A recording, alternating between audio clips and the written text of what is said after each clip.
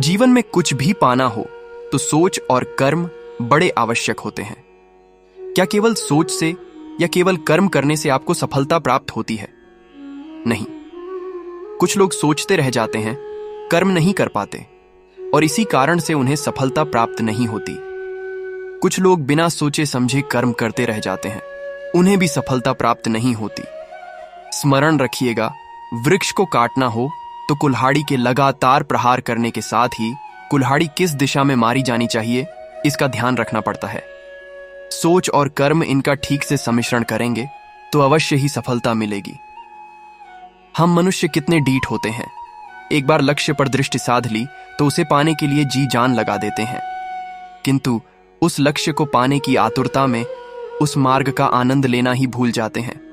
स्वास्थ्य को दांव पर लगाते हैं धन कमाने के लिए, और फिर वही धन गवा देते हैं स्वास्थ्य को पुनः सुधारने के लिए। चाह बुरी बात नहीं है, किंतु चाह को पूर्ण करने की चाह में उस मार्ग का आनंद लेना भूल जाना, ये तो मूर्खता है। कभी कभी पूर्ण पाने की चाह में व्यक्ति सब कुछ गवा देता है, भूल जाता है कि आधा चंद्रमा अधिक सुंदर होता है।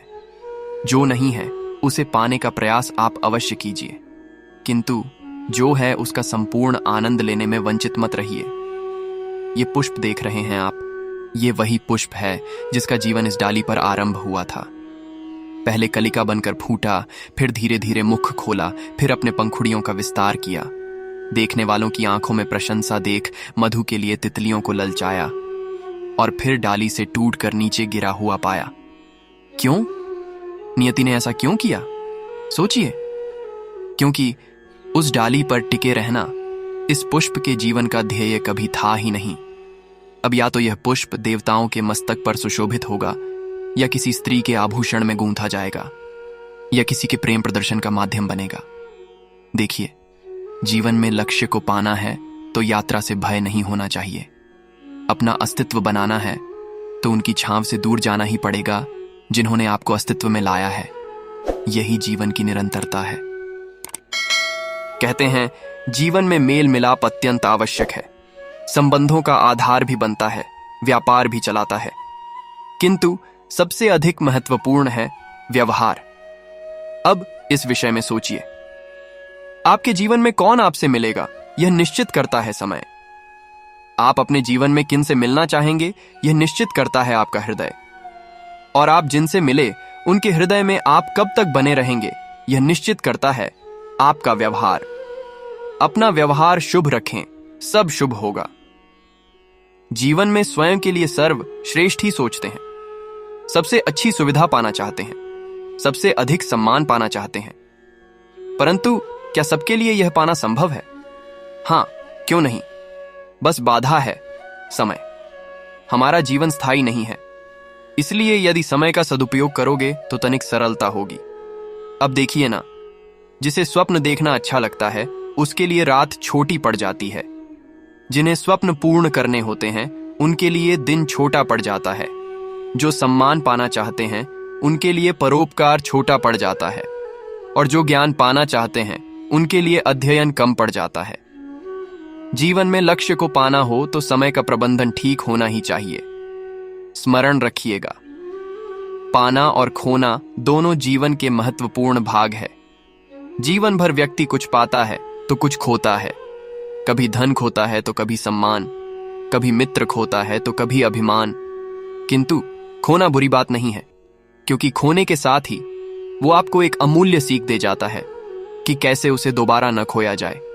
इसलिए यदि कुछ गवा दिया हो तो उससे मिली सीख न गवाना, क्योंकि उसी सीख की सहायता से आप अपना खोया हुआ पुनः पा सकते हैं।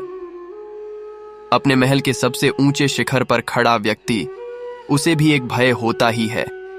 भय उस महल के नींव के हिल जाने का, भय अपना पतन हो जाने का, और इसी कारण से उस ऊंचाई का संपूर्ण आनंद वो ले नहीं पाता। किंतु क्या कभी आपने किसी वृक्ष के डाली पर बैठे किसी पंछी को देखा है? उस डाली के हिल जाने से उसे गिर जाने का भय नहीं होता। क्यों? क्योंकि उसे अपनी पंखों पर विश्वास है।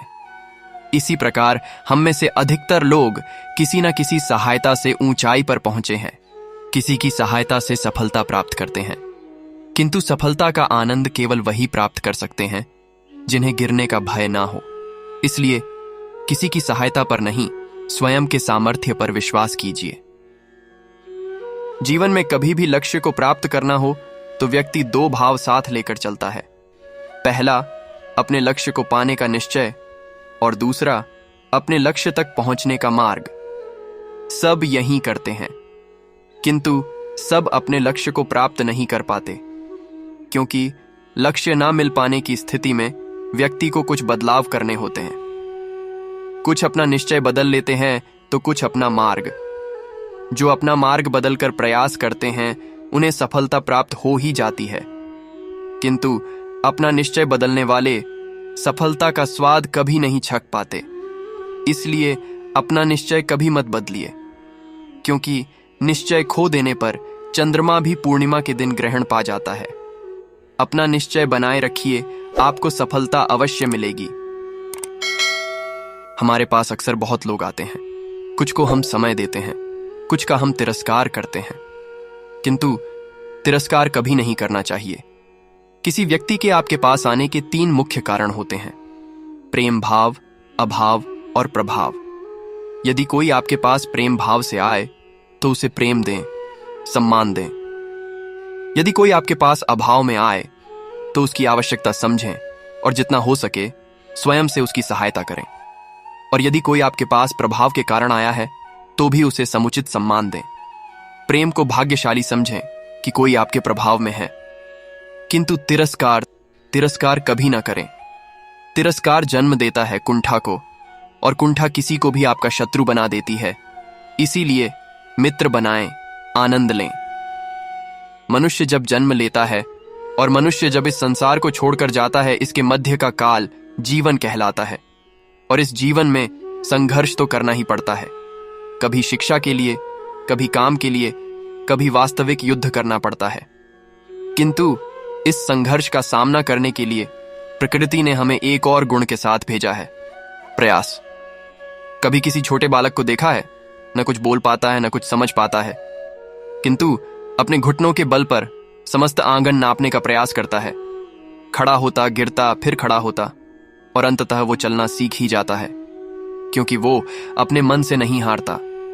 जीवन में युद्ध क्षेत्र कई आएंगे, कभी कभी हार का सामना भी करना होगा, किंतु हारता केवल वो है जो मन से हार जाता है। इसलिए कहते हैं, युद्ध रणभूमि से पहले मन भूमि में लड़े जाते हैं। मैदान में हारने वालों को कई अवसर मिलते हैं, किंतु मन से हारने वालों को नहीं।